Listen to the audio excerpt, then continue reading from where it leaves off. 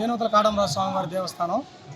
ఈ క్షేత్ర ప్రాముఖ్యత గురించి చెప్పాలి అంటే ఇక్కడ సాక్షాత్తు పరమశివుడు ప్రత్యక్షమైన పరమ పుణ్యక్షేత్రం.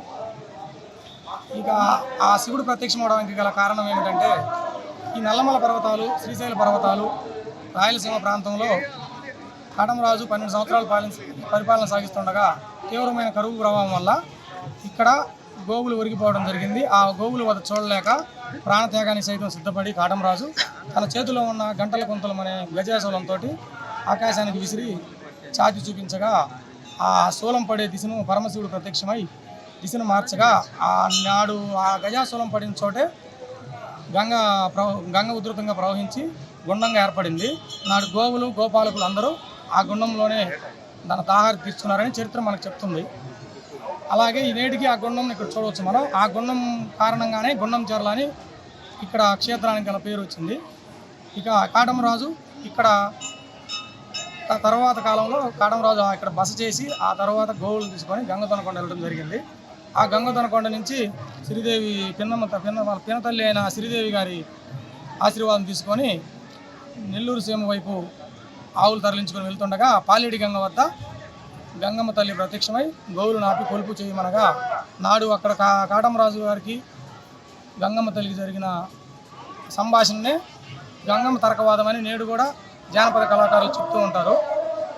అక్కడి నుంచి తన వెలమ పద్మరాఘవుడు అనే తన మంత్రి ద్వారా నెల్లూరు రాజు మంత్రితోటి చర్చలు జరిపి నెల్లూరు రాజు దగ్గర ఒప్పందం కూర్చొని పుల్లరి ఒప్పందం గోవులను అక్కడ మేపుకుంటూ ఉండగా గోవులకి జరిగిన ఒప్పందం పుల్లరి ఒప్పందంలో దాన్ని మితిమీరి గోవుల్ని బోయిల చేత చంపించడం జరిగింది నలసిద్ధిరాజు.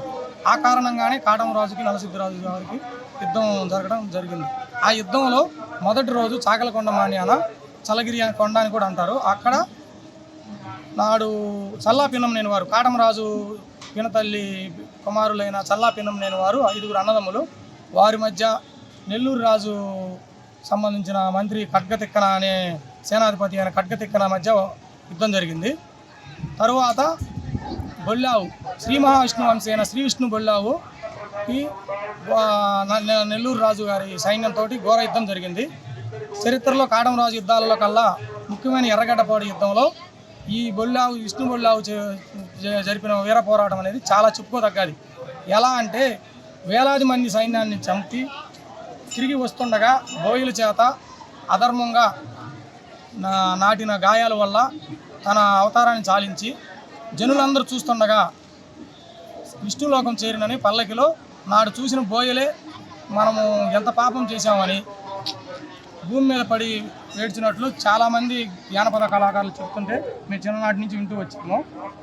అలా అందుకు చిహ్నంగానే ఆ రోజు జరిగిన కాటమరాజు నెల్లూరు తర్వాత మన బొల్లావు యుద్ధం అయిపోయిన తర్వాత బేరనేడు మాదిగ బేరనేడు అంటారు. ఈయన మన యాదవులంట శ్రీదేవి గారి పాలు దాగి పెరిగిన బిడ్డ. ఆయన యాదవులకు యుద్ధంలో విజయం ఇస్తానని కాటమరాజు గారి దగ్గర అనుమతి తీసుకొని యుద్ధానికి వెళ్ళడం జరిగింది.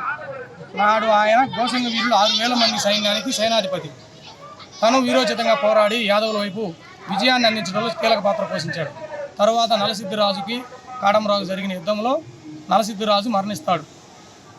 నాడు జరిగిన పాల్గొన మాసం బహుళ అమావాస్య నాడు కాటమరాజుకి కలిగిన విజయానికి చిహ్నంగానే ఈనాడు ఈ గుండంచెర్ల దేవస్థానంలో ఈ తిరునాళ జరుగుతుంది. పాల్గొన బహుళ అమావాస్య. అదే రోజు మనకి శ్రీ విష్ణు అంశ అయిన విష్ణు బొల్లావు కూడా వీరోచితంగా పోరాడి యాదవులకు విజయాన్ని ప్రసాదించింది. కాబట్టి ఇక్కడ బొల్లావులు ఊరేగింపుగా కాటమరాజు స్వామివారి చెంతకు వచ్చి వెళ్తుంటాయి. అలాగే ఈ బొల్లావు ప్రస్తావన చెప్పాలంటే చాలా ఉంది, ఎంత చెప్పినా తక్కువే. ఎందుకనగా బాలరాజులుగా ఉన్నప్పుడు పోలురాజు కుమారులు పల్లికొండ పోలురాజు ఉరికిన తర్వాత ఎలమంచిలి తీసుకెళ్ళడానికి వెళుతుండగా దారి మధ్యన బలికురవ దగ్గర బాలరాజును చంపాలని ముక్కంటి వారి కుమారులు వాళ్ళందరూ అక్కడ ప్రయత్నించగా అడ్డుగాసినప్పుడు పల్లికొండ ప్రార్థన మేర బొల్లావు వీరోచితంగా పోరాడి పక్కన ఎటువైపు చూసిన 7-8 కిలోమీటర్లో ఉన్న గ్రామాల వరకు వెంటబడి యుద్ధం చేసి రక్తం పూసుకొని తెలుపుగా ఉన్న బొల్లావు కూడా ఎర్రగా మారి మురికి యుద్ధం వరకు మురిగిపూడి వరకు మురికి యుద్ధం అని పక్కన ఉన్న బలికురవ నుంచి 8 కిలోమీటర్ల వైపు దాకా ఉంటుంది. అక్కడున్న బలికురవ నుంచి మురిగిపూడి వరకు మురికి యుద్ధం అని తాతపూడి వరకు తరిమినట్టు ఎంతో మంది కళాకారులు చెప్తుండగా మేము చిన్ననాటి నుంచి ఇంటికి వచ్చాం. ఆ యుద్ధం చెప్తుంటే వినేవారికే ఎంతో ఇదిగా ఉంటుంది. పూర్తిగా ఆ చరిత్రను కనుక తెలుసుకుంటే యాదవులు ఇంత గొప్ప జాతిలో పుట్టినందుకు మనం ఇంత చరిత్ర మనకుందా అని తెలుసుకుంటే వారికి కాటమరాజు చరిత్ర పూర్తిగా తెలుసుకున్న పిమ్మట యాదవులకు ఎంత అన్యాయం జరిగిందో కూడా పూర్తిగా అర్థమవుతుంది. అలాగే ఈ కాటమరాజు పరిపాలన కాలంలో వారి తాత ఒలురాజు గారి దగ్గర నుంచి చేస్తూ గంగ పూజలు ఎక్కడైతే గంగమ్మల్ని స్థాపించారో అక్కడ గుళ్ళు కట్టుకుంటూ ఈ యొక్క గంగమ్మ ఆచారాలను నెలకొల్పి తాళపత్ర గ్రంథాల్లో ఈ చరిత్రను రాయించి పూర్తిగా అన్ని స్థాపించుకుంటూ వెళ్ళిన అతను పోలురాజు కుమారుడు కాటమరాజు వారి చిన్నతండ్రి పోలురాజు కుమారుడైన భక్తిరన్న. ఈయన శివగురువు యాదవులకు. ఆయన శిష్యులే బైకాను వారు అంటారు. వారిని శిష్యులుగా గంగ దేవాలయాల్లో పూజారులను నియమించుకుంటూ ఈ చరిత్రను మనకి ఈరోజు అందించినందుకు ఆయనకు మనం ఎంత కృతజ్ఞతలు చెప్పినా తక్కువే. ఆ తర్వాత వీళ్ళందరినీ ఎర్రగడ్డపాటి యుద్ధంలో ఒరిగిపోయిన వారందరినీ యాదవ వీరులందరినీ కసినీడి ద్వారా కొమ్మునాదం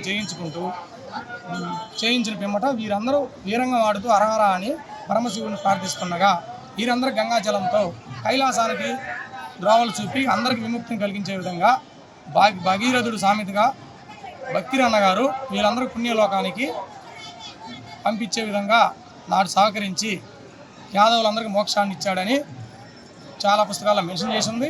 అలాగే మన ముందు తరాల వాళ్ళు కూడా మనకు చెప్పడం జరిగింది. తర్వాత కాళహస్తీశ్వరుని ప్రార్థించి భక్తిరన్న గారు కాళహస్తీశ్వరుల్లో లీనమైపోయాడని నేటికి కాళహస్తి దగ్గర ఉన్న భక్తిరన్న కోన సాక్ష్యమని చాలామంది చెప్తుంటారు. ఇది ఇలా వీళ్ళు చెప్పుకునేంత వరకే కొంత చరిత్ర తెలుస్తుంది. పూర్తిగా చరిత్ర తెలియాలంటే పాత పుస్తకాలు తంగిరాల వారు తాళపత్రాల నుంచి తంగిరాల సుబ్బారావు గారు, కనకమణి మోహన్ రావు గారు 800 పేజీలతో ఒక్కో పుస్తకం తయారు చేశారు. అంత పెద్ద చరిత్ర ఇది. దీనికి యాదవ భారతం అనే పేరు రావడానికి గల కారణం భారతంలో ఉన్న కొన్ని సిమిలారిటీసు ఈ యాదవ భారతంలో కూడా మనం చూడొచ్చు. ఎలా అంటే ఉదాహరణకు సింహాద్రి రాజు కాటమరాజు గారి పెదనాన్న, ఆయన కుమారుడు కరియావల్ రాజు. ఈయన ఓరుగల్లు దగ్గర గవలికొండ యుద్ధంలో ఈయన చేసిన పరాక్రమం అంతా ఇంత కాదు. వంటి చేత్తో ఒక్క బుద్ధికే కలియుగ భేదాలను చంపిన ఘనమైన చరిత్ర. ఈయన భీముడితో పోల్చారు. శ్రీకృష్ణుడు వంటి ధర్మబుద్ధి సూక్ష్మ జ్ఞానం అన్ని కలిగిన వాడు కాటమరాజుని సాక్షాత్తు శ్రీకృష్ణ వంశ పరంపరయులని నాడు కృష్ణుడితో ఆయన్ని పోల్చారు. ఐతమరాజుని అర్జునుడితో పోల్చారు. ఇలాగే చాలా ఉన్నాయి చెప్పాలంటే. ఇది ఒక రోజుతో చెప్పేది కాదు. కొమ్ముల వారి సైతం 55 రోజులు కాటమరాజు కథ చెప్పాలంటే వినే ఓపిక ఉంటే 55 రోజులు మాకు పడుతుంది అని చాలా చోట్ల ప్రసంగాలు ఇస్తుండగా విన్నాం. ఇలాంటి గొప్ప చరిత్ర ముందుకు తీసుకెళ్లాల్సిన బాధ్యత ఇప్పుడున్న యాదవులకి 100% నాది మన చరిత్ర చెప్పాలని నేను మరీ వేడుకుంటున్నాను.